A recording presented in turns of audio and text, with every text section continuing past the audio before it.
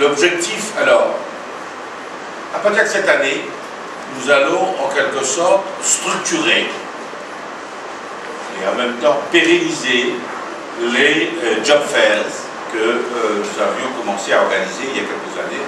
Je vous félicite personnellement de cette initiative de l'Empowerment Foundation à tout début de ces activités, qui nous a permis de bien voir que un des moyens pour essayer de régler le problème d'inadéquation entre l'offre et la demande, c'était de mettre en face à face demandeurs d'emploi et les employeurs qui avaient des possibilités à offrir. Et il y avait un lien qui manquait quelque part et qui fait que des fois, les uns ne trouvaient pas les autres, alors que les uns avaient besoin des autres. Et donc, dès cette année, nous allons créer l'espace des métiers, on va revenir là-dessus, qui va être donc un lieu permanent. Au-delà des job fairs ponctuels et régionales, nous allons avoir un lieu permanent où demandeurs d'emploi et employeurs qui sont à la recherche de main-d'œuvre pourraient venir trouver, organiser des rencontres, trouver de l'information, échanger de l'information.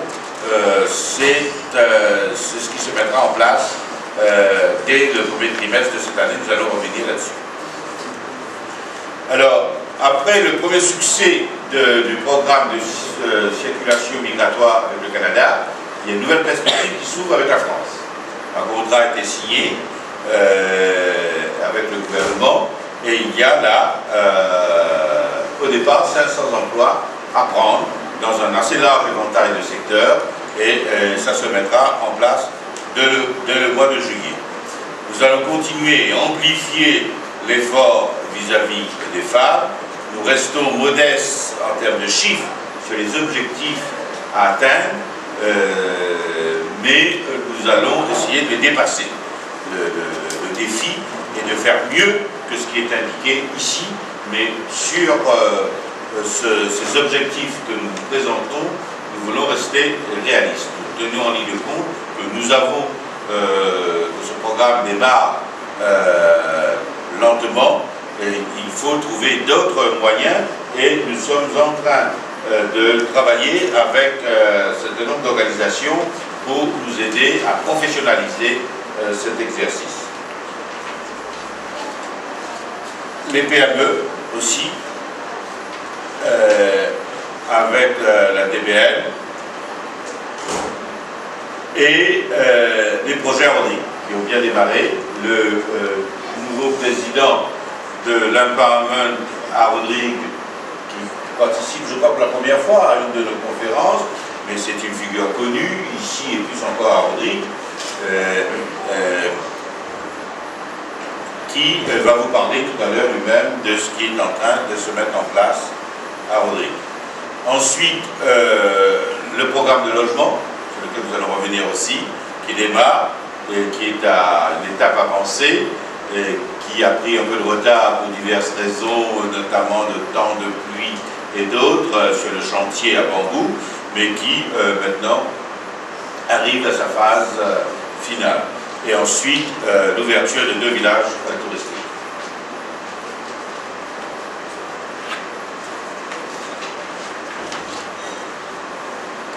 Alors, ici, vous avez quelques détails supplémentaires sur ces objectifs, hein, dans le détail. Notamment les secteurs où nous pensons pouvoir placer davantage.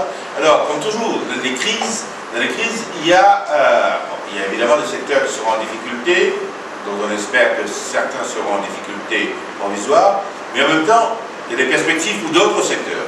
Au fait, paradoxalement, la crise offre des perspectives nouvelles dans le secteur ICT. Et puisque les entreprises étrangères qui sont en difficulté cherchent à externaliser leurs activités pour faire des économies. Et du coup, ça nous permet d'accélérer, de développer davantage notre secteur ICT. C'est la raison pour laquelle nous pensons que, d'ailleurs la demande existe, on l'a bien vu dans les job fairs qui ont eu lieu ce week-end, nous allons essayer de placer un fort pourcentage de ces 3000 dans le secteur ICT, qui est un secteur en forte demande, et et relativement rémunérateur sur le plan individuel. Plus nous allons absorber ceux qui sont déjà qualifiés, plus nous allons aussi puiser dans le vivier des chômeurs moins qualifiés ou peu qualifiés ou défavorisés d'une façon ou d'une autre pour étendre à ces personnes-là aussi les perspectives d'emploi qui existent dans ce secteur.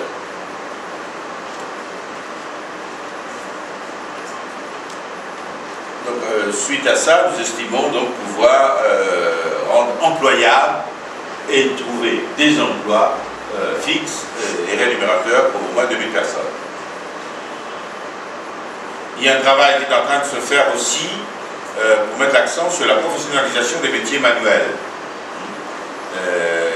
Électricien, plombier, menuisier, mécanicien, c'est un travail que nous avons déjà commencé et dont s'occupe de très près le président du comité placement, M. Rajmakoun, et qui devrait donner de bons résultats. Ensuite, des projets sur la validation des acquis, qui est un élément extrêmement important pour les gens qui n'ont pas eu l'occasion d'une éducation formelle, etc., mais qui ont de l'expérience et qui sont arrivés à des niveaux tout à fait équivalents à des professionnels dûment formés. Et notre système n'est pas toujours organisé pour reconnaître ces acquis, pour les valider et pour permettre à ces professionnels de passer à une étape supérieure. Et nous allons travailler sur ces projets-là.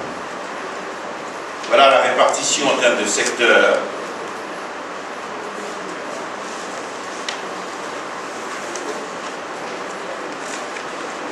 Ok.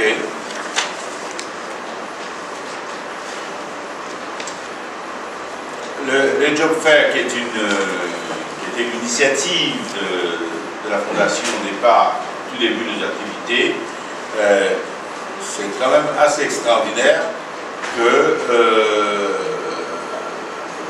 ça sert à ce point-là. Alors, parce que ça, on en a fait un certain nombre au cours de ces derniers mois, et le dernier que nous avons fait, donc le 23 et le 24 janvier, a attiré 11 000 visiteurs.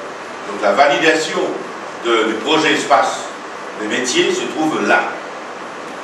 Si ce nombre, un nombre aussi grand, doit encore aujourd'hui se déplacer pour comprendre, savoir et découvrir les opportunités qui existent, démontre la soif d'information et une existence d'instances, de comptoirs d'information permanents, permettant à ceux qui ont besoin d'informations, permettant aux employeurs qui ont besoin de communiquer sur leurs offres, de le faire.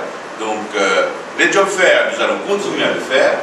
Ils seront décentralisés, on le fera en fonction des secteurs, en fonction des besoins dans différentes régions, mais nous allons aussi donc avoir donc en quelque sorte un job fair permanent. L'espace des métiers, c'est un job fair permanent.